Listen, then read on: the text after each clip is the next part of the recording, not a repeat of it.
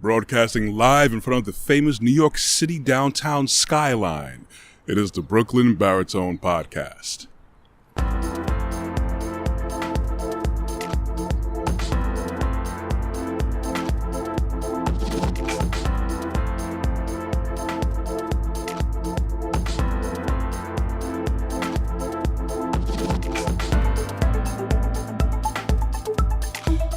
For me, it's good morning. For you, it could be good morning as well, or good afternoon or good evening. Thank you for tuning in and watching and listening to this Brooklyn Baritone Podcast. I'm coming to you from outside, outdoors. I got a lot of good feedback from you people out there who are listening and care to look at me. And, I always did want to go outside and do more. Anyways, with the fresh air, I will try to come with some fresh words for you. I know the season of Super Bowl is upon us, and I know a lot of people are geared up and they're ready for their team, or maybe their favorite team didn't make it to this year's grand finale, but nonetheless, so many people are affected by it, and of course, I'm going to use that as a segue into what I'm talking about today. Are you your brother's keeper? Are you your brother's keeper? Are you going to be like Cain and ask, am I my brother's keeper? Because, that's about his business and I'm about mine. Or are you really going to be about making sure your brother, your fellow man, woman, and child are included in that? Are they taken care of? I like starting off with some stats here. And I went down this rabbit hole from one question, and I went online, of course, did some research and digging. But, I found the numbers to be really crazy. And the thing about that is that I'm focusing on things that we spend money and time on, and there's so much other things that require our help. Okay. For the year 2020, this year's Super Bowl, I believe I'm correct from the research that I've done, is going to be held at the Hard Rock Stadium, and that holds a bit over 65,000 seats. Okay. And I want to see how much does a Super Bowl ticket cost. At the low end, it's about three G's, $3,000 for a Super Bowl ticket. That is crazy. I really honestly didn't know it was that much, because honestly, I haven't really looked at sports like that. I'll admire it if I happen to be passing by a television, or if I'm there in a certain area and I would see, a good play, or I may recognize someone or whatever. Cool, because I had my vices, I still kind of do with certain parts of entertainment, but I never realized there was that much money for a Super Bowl ticket. I'm pretty sure it wasn't that much all the time, but that's a lot of money. So anyways, back to the stats. At the low end of $3,000 a ticket for the Super Bowl, that would make just the earnings off of admission at the Hard Rock Stadium alone over $195 million for this one single event. That's a lot of money. And that is a lot of support, because this money isn't just generated from anywhere, or this anywhere falls off the tree. The NFL doesn't print their own money, even though people may think so. No, they get this money from people who watch the sport, people who look at athletes, people who want to be part of the action, want that sense of belonging, and they have that sense of fulfillment through other people, through athletes who are physically talented, have great hand-eye coordination. They're athletes, athletic, So a lot of people, they feel a bit more fulfillment. But the thing about that, I'm always talking about, you need to have your definite purpose and work at it. It's cool to admire other people. Don't get me wrong at all. It's fantastic to watch other people do what they do, because it does inspire you, but you can't just make that your all of what you do. All right, another number I'm looking at here. Got this from offline, from thestreets.com. $17 billion will be generated by the Super Bowl. And that's with, of course, ticket sales, TV packages. You're going to have people who are going to buy merchandise and all those things, and concession stands and anything else. And, that's also related to the advertising, because other than the actual game and the halftime show, the Super Bowl is basically world renowned for the most outrageous commercials, because people pay top dollar because they know so much people put their time and their attention and energy into the Super Bowl. So why not have that main stage to showcase your product? And of course, they're going to be charging top dollar for that. So segueing into advertising, about $240 billion, $40 billion is estimated to have been spent in 2019 in the U.S. $240 billion. That's a lot of money.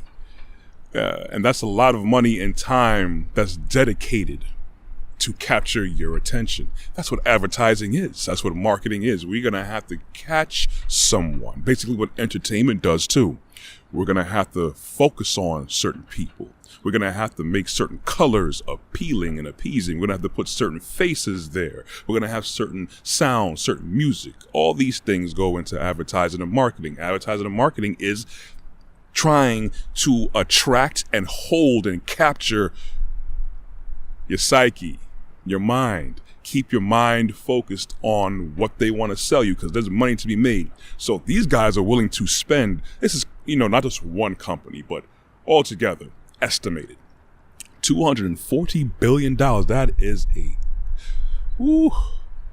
it's a lot of money. That's a lot of nickels put together.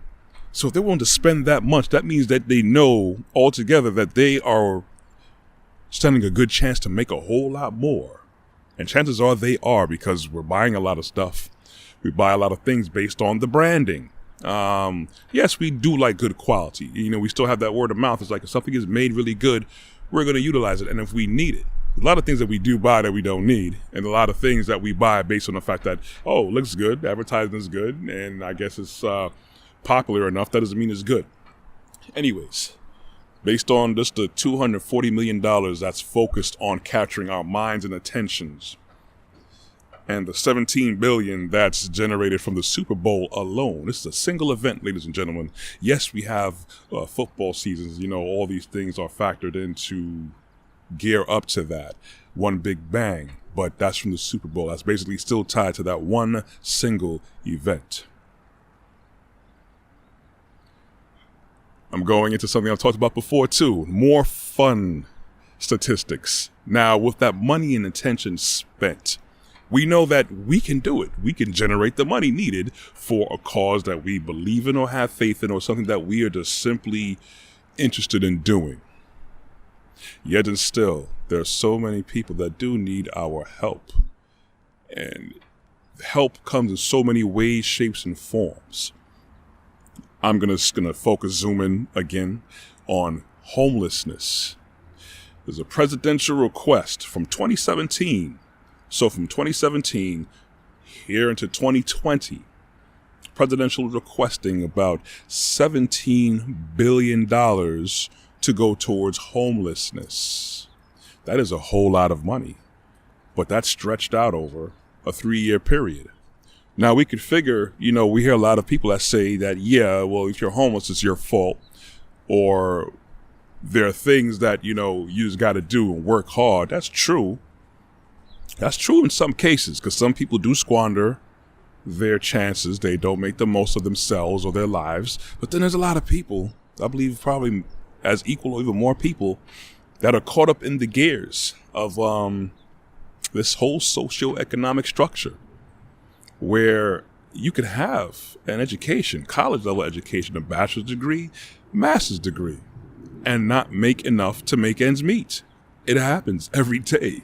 We know it happens. We hear about it. We may want to detach ourselves from these kind of statistics or these things that happen because, we're good, or we don't want to be burdened by the well-being of someone else. And that's the problem. It's being burdened. We don't want to feel like we have to be responsible for other people. We do and we don't. We do have to be responsible because we are supposed to be our brother's keeper. We are charged with making sure every man, woman, and child has a proper leg up. Every man, woman, and child have proper environments. Who makes environments? People make environments. People make cultures. This is what impacts people. This is what make people think and feel a certain way and react a certain way. And we are all responsible for that. Because when I go back to homelessness, it's not just about there's a lazy bum that doesn't want to just work. No, there are many factors that go into that. You could say being financially responsible. Yes, a lot of people do need that, but that also would segue into education. Some people just automatically have that in them to be financially responsible. Some people don't. I feel that should be taught.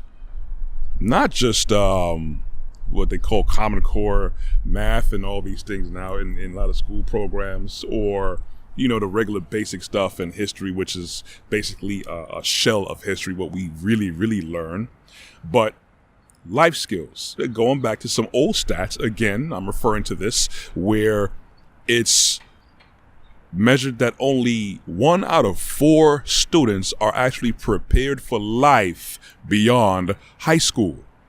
That's only 25% of the population that graduates high school on a national level is prepared to handle life. What does that say about where our focus is? Are we our brother's keeper? We can't just throw money at the situation, because we can easily just say, that's the government's job. What is the government supposed to do? The government is supposed to be an assembled body or bodies that is supposed to represent the needs and the requests of the people to have a proper, strong life.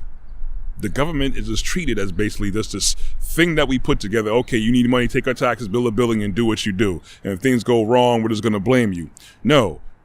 It represents you. You're supposed to actually put a lot more emphasis in what your local and federal level governments are doing. This world is funny is coming from. So when things go bad, people say we need to privatize, get rid of the government.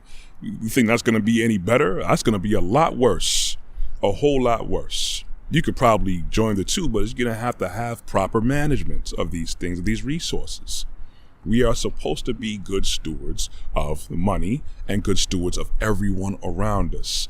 I always use the term dominion, not domination. Dominion is when you're making sure that everything and everyone you survey is good.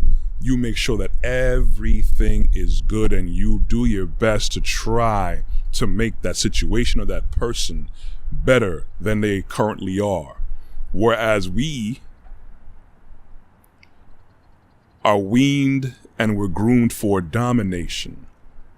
Hence, when you see sports and competitive natures, it's good to be competitive because it does draw you to be a better person depending on what it is that you're doing. You see, one person can do something great, it will inspire other people to get to that level or do better or come at a different way of thinking and doing things, right? But you can't let it get to that point where it's going to become toxic. You are your brother's keeper. We are supposed to be stewards of all this money and resources that we have. If things aren't going right, then we should step in collectively. There are many people who are passionate about, homelessness and education and making sure that everyone is good. And there's a lot of people who don't. A lot of people are just caught up in the socioeconomic crunch, waking up every day on the grind, 9 to 5. In rush hour traffic, whether it be in their vehicle or public transportation, those who can afford such things too, who have to go to work.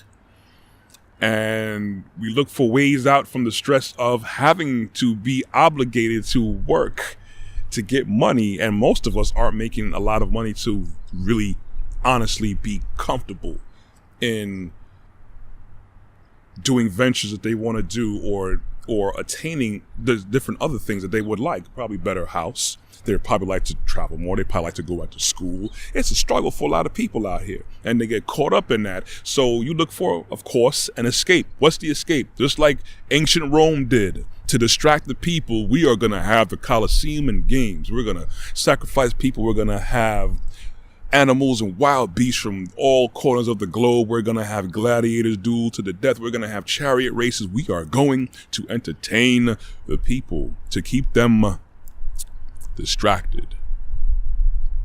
Mind you, people are still homeless. People need to be educated better when they're children. That's where you strike, when the iron is hot.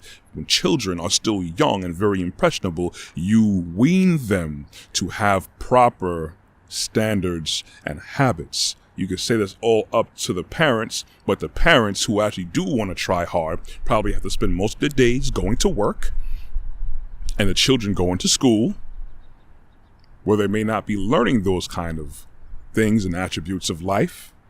And now you also have to always combat an entertainment industry that probably is committing billions, if not trillions of dollars every year, probably any given week. Parents be making $40,000 a year, $80,000 a year, and that's for the whole year before taxes. But then we have to combat all the TV stations, all the radio stations, all the sports teams, all the things on social media. That's not a fair fight. We can easily say it's up to the parents, it's up to the government, but look at the money and the resource we're up against. Again, look at this monster. Okay, billions of dollars, and people who are committed to being entertained, but we have to be committed to being our brother's keeper. We should be looking to be spending that much money and making sure that a lot of homeless people are being treated for the mental health issues, because a lot of them on the street are mentally unstable.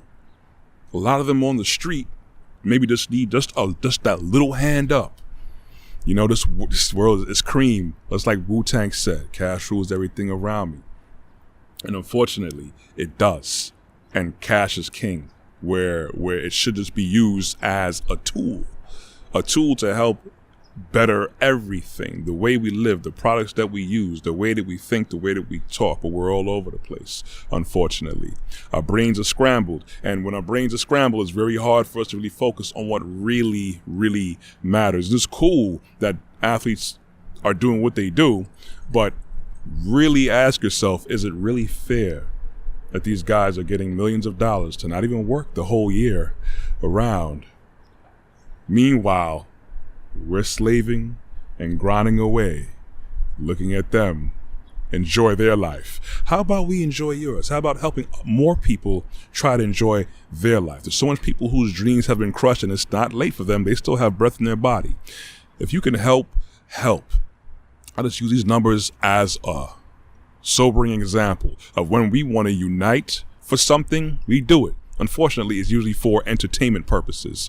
Unfortunately, it's not for making sure our children learn what they're supposed to learn. Make sure that people who are homeless have somewhere to get a leg up or get the help that they need, or even educating people of eating properly and living properly, so we don't have a need that much for hospitals and these outrageous insurance prices that we pay here in this country. You are your brother's keeper. You're my keeper, I'm your keeper.